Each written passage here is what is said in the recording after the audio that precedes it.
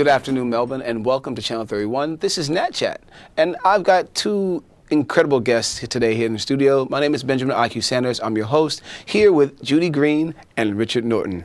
Welcome to the studio, Judy and Richard. Thank you, IQ. Thank you, IQ. Now, what's it like? You're in LA. Weather's pretty static. You get to Melbourne. Do you feel relaxed, like you're back at home and you belong where there's 4 seasons in one day? Finally, I do. When we were first in California, it's like, oh, the sun, you know, we loved it. And I must admit, now I enjoy the 4 seasons. And when we arrive, I mean, we do come back regularly anyway, but I can never believe how much Melbourne has improved so much. I mean, it's just so gorgeous. And the development, I just love it.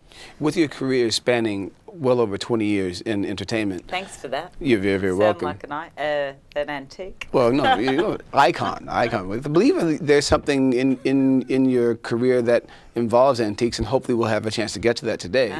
But you being an icon of not only of legendary beauty in fashion and just one of the first names that people learn about as associating Australian beauty together.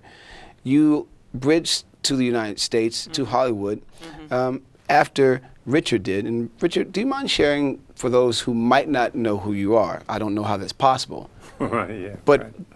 One of your lifelong passions that you continue to be involved in took you to Hollywood. Could you give us a small taste of what that was like? Yeah, sure. Well, martial arts is my passion. It's what I do. Okay. I believe it's what I was meant to do with my life. And luckily enough, I've been able to make a living out of that passion. You know, I started martial arts when I was 11.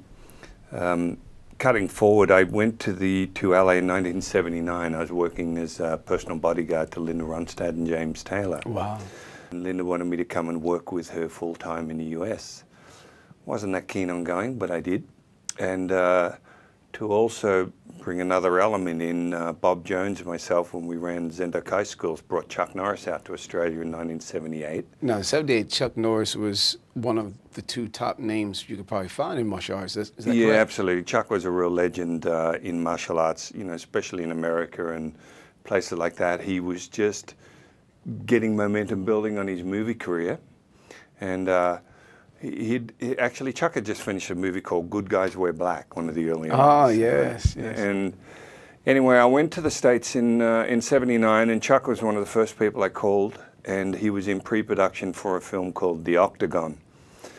And there were a lot of martial art fight scenes in The Octagon involving ninja and all sorts of things, and he, through meeting me here in Australia, knew I was pretty good with Japanese weapons, etc. So I got cast in The Octagon as Kyo, the main sort of masked antagonist. Okay. As well as playing a lot of other stunt roles. And that was my introduction to a movie career, which probably further cemented a reason for staying in the US, you know, because, you know, entertainment capital of the world. You know, I continued doing personal bodyguard work with David Bowie and Fleetwood Mac and different ones right up into the early 90s. But having started and being introduced to movies by Chuck in 79, we shot The Octagon. I mean, it was a double-edged reason why I should sort of remain in the US and make that my home. But you always felt like Melbourne was home during this time. Absolutely. You know, Australia, for Judy and I, you know, this is home. LA was like work home. You know, the opportunities for work in movies back then were far greater in the US. And for me, even as a martial artist, California was like an unbelievable melting pot. You had some of the best martial artists in the world. Wow. That gravitated to LA, a lot of it due to population and everything else. Okay. And through Chuck, I was lucky enough to get introduced to people that I could only dream of meeting, let alone training with.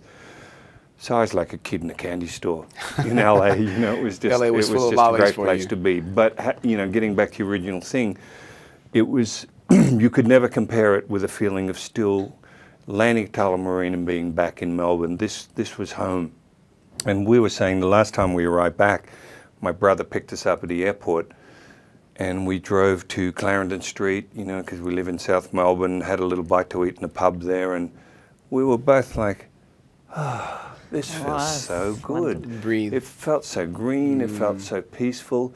It's hard to describe, it's just a feeling that it was so comfortable. because as we talked about earlier, you know, for us it varies depending on what's going on in the world and even in your own environment at any given time. In the US with the economy, all you hear on TV is unemployment. You hear about record deficits. You talk about, you know, $3 trillion debt. Is it a bit gray by comparison to Well, what it's a like grey here? psyche, you know, because even if you're doing well, all you see is this bombardment of negativity. You can't help but feel doom and gloom. And it does, it permeates the whole population. So for us to finally just get on a plane and get away from that and arrive back in Melbourne, that alone was like a breath of fresh air. Yeah. You know, it felt fantastic. Now, you both have worked in entertainment for quite some time. Going to Hollywood was much more of a professional decision. Could you give the viewers or those who are listening some of the sense of what it's like in many ways, especially for you, Judy, to get to start over and your life be kind of upside down? Because here, you obviously were well known.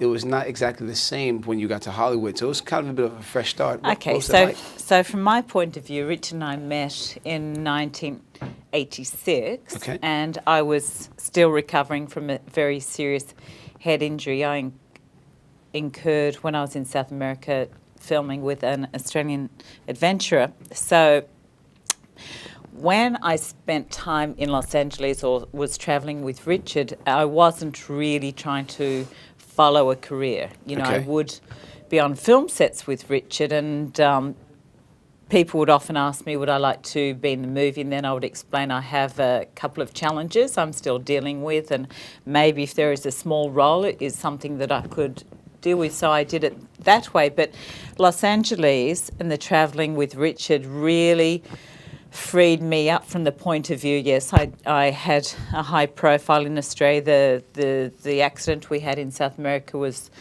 very, you know, it was documented. There was always a lot of press around that, and it was a certain uncomfortableness. I was really started to go in my own shell because I felt people were looking at me. I don't want to say judging me, but sometimes the newspapers would write some unflattering things, not understanding what I was dealing with emotionally. You know, I had a very bad head injury, so it was difficult from the outside. I looked 100% normal, which there are a lot of people that have been in my predicament and probably could not understand behaviour or challenges I was having. So in America, I didn't tell anyone about the accident. But you got to, in a sense, start over. And I did. I'd love for you to tell me more about that, both starting over and the ray of light that you both shared together, and how it sparked both your personal relationships and your careers for over 23 years. We've got to go to a quick break, but we're here today in the studio with Judy Green and Richard Norton. You're watching NATCHAT on Channel 31.